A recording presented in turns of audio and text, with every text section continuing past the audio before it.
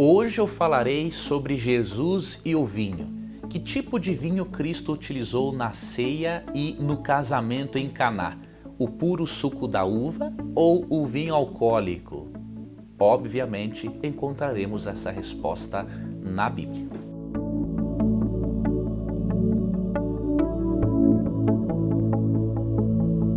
Eu já falei algumas vezes sobre o uso do vinho, tanto em vídeos quanto em posts, então eu não vou entrar em detalhes, mas eu queria avaliar a questão de Jesus, ou seja, a questão como que Cristo utilizou o vinho.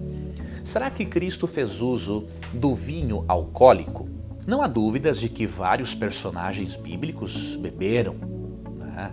Nós percebemos em Gênesis capítulo 6 que Noé ficou embriagado e percebemos Deus, por exemplo, em Deuteronômio capítulo 14, tolerando o uso da bebida alcoólica.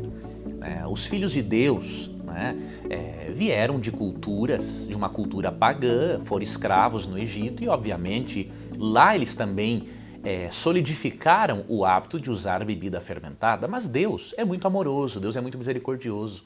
Deus reeducou seus filhos, até que lemos em 1 Timóteo 3,2 que Paulo já pede para que o líder da igreja não seja dado ao vinho, né?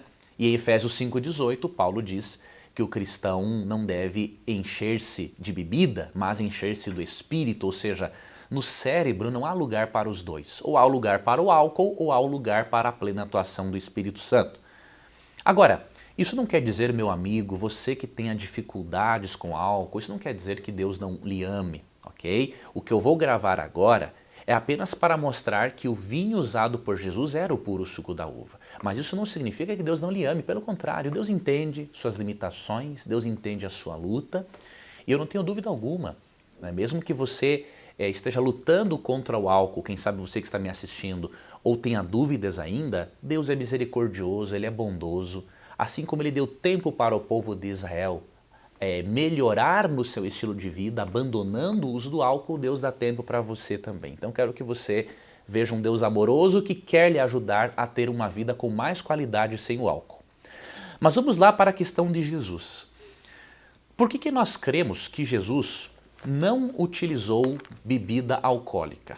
Por algumas razões bastante fortes. A primeira delas, vamos ler Lucas 22:18, que é o momento em que Cristo está na ceia com seus discípulos. Diz assim: pois eu lhes digo que não beberei outra vez do fruto da videira até que venha o reino de Deus. Jesus aqui está dizendo que ele não beberia outra vez do fruto da videira até que venha o reino de Deus. Qual é o tipo de vinho, diríamos assim, que está no fruto da videira? É o puro suco ou é o fermentado? É óbvio que é o puro suco. Cristo não está falando aqui de bebida fermentada. Ele está falando do fruto da videira. Obviamente que estando na videira ou sendo recém-extraído dela não dá tempo de fermentar. Então Cristo não está aqui fazendo menção ao vinho alcoólico na Santa Ceia. E Cristo também usa essa expressão fruto da vide em Mateus 26:29 e Marcos 14:25. Então os evangelistas, Mateus, Marcos, e Lucas são unânimes em dizer que o produto usado na Santa Ceia foi o fruto da vide. Foi do fruto da vide, então não era nada fermentado. Outra razão encontramos em Êxodo 12:15. Isso aqui é muito importante. Quando um israelita celebrava a Páscoa, e você sabe que a Páscoa apontava para a nossa libertação do pecado por meio de Jesus, o Cordeiro Pascal representa Jesus, o Cordeiro de Deus que tira o pecado do mundo, de acordo com João 1:29. Quando eles celebravam a Páscoa, há um detalhe importantíssimo. Não poderia ter alimento com fermento. E eu vou lhe explicar o porquê. Antes, deixa eu ler aqui o que está em Êxodo, capítulo 12, verso 15. Durante 7 dias comam pão sem fermento. No primeiro dia, tirem de casa o fermento, porque quem comer qualquer coisa fermentada, do primeiro ao 7º dia, será eliminado de Israel. Por que eles deveriam comer pães sem fermento durante esses dias da celebração da Páscoa? E por que seria eliminado quem utilizasse isso? O fermento, você vai ver em 1 Coríntios 5, é um símbolo do pecado e da corrupção. Então, vocês imaginem como que Cristo utilizaria algo fermentado, ainda mais na Santa Ceia, se na Páscoa o divino Cristo já havia orientado as pessoas a não utilizarem nada com fermento. Um outro detalhe importante, tem um outro texto aqui que eu separei, Êxodo 12 também, só que no verso 19, ó. Durante 7 dias vocês não deverão ter fermento em casa. Quem comer qualquer coisa fermentada será eliminado da comunidade de Israel, seja estrangeiro, seja natural da terra. Não era só para o israelita esse princípio. E quando você vai para Êxodo 13, versículo 7, diz assim: comam pão sem fermento durante os 7 dias. Não haja nada fermentado entre vocês. Ou seja, nem o vinho, né? Nem fermento algum dentro do seu território. Veja, Deus no processo de educação do seu povo, ele permitia, tolerava, na verdade, que eles usassem bebidas fermentadas, mas no período aqui da Páscoa, nada de fermento deveria existir entre o seu povo. E por quê?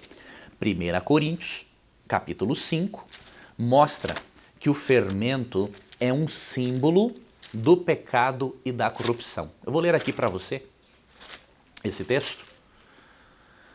1 Coríntios, capítulo 5, eu vou ler para você a partir do verso 7. Livrem-se do velho fermento, para que sejam massa nova e sem fermento, como realmente são, pois Cristo, nosso Cordeiro Pascal, foi sacrificado. Por isso celebremos a festa não com o fermento velho, símbolo do pecado, né? O eu pecaminoso, o velho homem, nem com o fermento da maldade e da perversidade, mas com os pães sem fermento, os pães da sinceridade e da verdade. Veja, se o fermento é um símbolo do pecado e da corrupção, como que Jesus poderia usar uma bebida fermentada? Impossível. Se o fermento é um símbolo do pecado, como que Cristo transformaria água em vinho fermentado? Impossível, sabe por quê?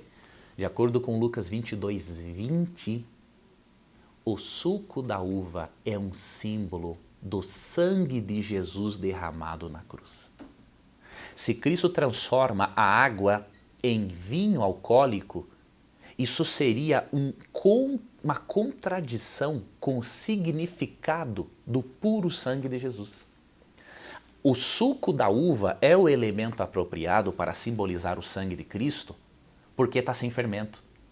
Assim como Cristo é o perfeito sacrifício de Deus oferecido no lugar do pecador, ele se utiliza de uma simbologia que se aproxime desse significado.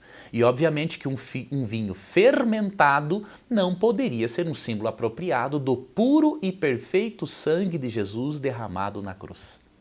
Então é óbvio, o vinho que Cristo utilizou não era fermentado. E uma outra razão, eu queria mostrar para você um texto em Levítico, capítulo 10. Levítico, capítulo 10, versos 8 e 9, mostram algo também de muito importante em relação a isto. Então o Senhor disse a Arão, lembre-se, Arão era sacerdote, né? Uma figura do sacerdote Jesus. O sumo sacerdote também representa o sumo sacerdócio de Cristo no santuário celestial, de acordo com o livro de Hebreus, especialmente o capítulo 8. Ok? Então nós vamos analisar essa orientação que Deus deu a Arão para entendermos algo mais do sacerdócio de Cristo, da postura dele para com as bebidas fermentadas. Então o Senhor disse a Arão: você e seus descendentes jamais deverão beber vinho ou qualquer outra bebida fermentada antes de entrar na tenda do encontro. Isso significa que antes desta cerimônia eles tinham o hábito de utilizar a bebida fermentada, não é? Se o fizerem, ou seja, quando entrarem na tenda do encontro, morrerão. Essa é uma lei permanente para vocês e deve ser cumprida de geração em geração. Façam distinção entre o que é santo e o que é comum, entre o que é impuro e o que é puro. Ensine aos israelitas todos os decretos que o Senhor lhes deu por meio de Moisés. Veja, se o sacerdote e até mesmo o sumo sacerdote humano, ao entrar na tenda da congregação, no santuário deles, no templo, entre aspas, né, ele não deveria se apresentar diante de Deus com bebida fermentada na cabeça? Como que o sacerdote e o sumo sacerdote Jesus poderia estar no santuário celestial tendo transformado água em vinho fermentado? É uma contradição flagrante, meu amigo.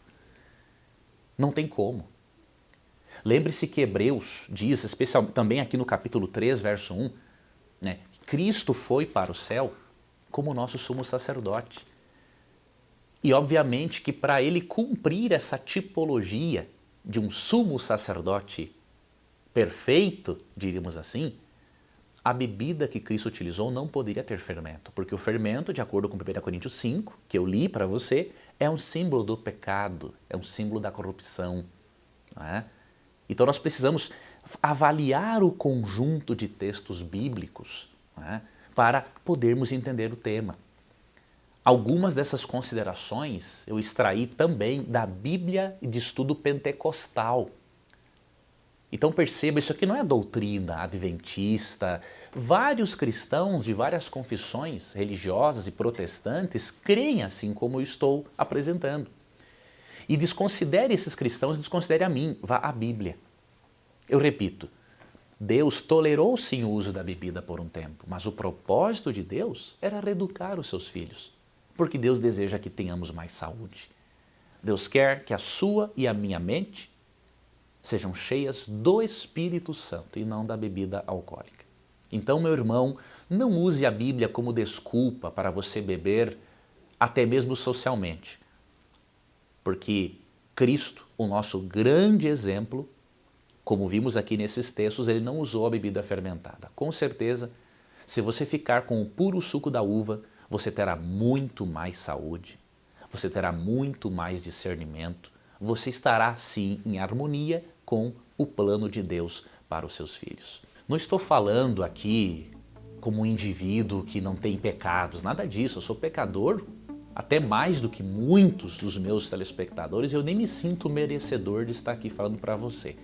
Porém, nós temos que deixar que a Bíblia fale, deixar que a Bíblia nos instrua, independente dos nossos gostos pessoais, ok?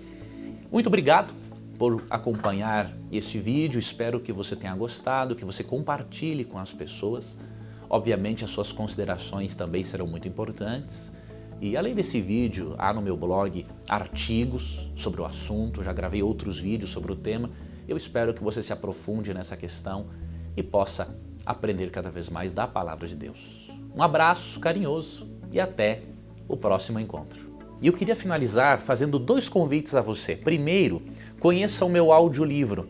Eu preparei neste material 27 perguntas complexas e tornei-as simplificadas. Você pode ver no link aqui em cima como que você pode conhecer esse material e aprender a responder 27 perguntas bíblicas de forma simplificada. E aproveito também para lhe convidar para assistir os outros vídeos, né? Você pode ver aqui ao lado.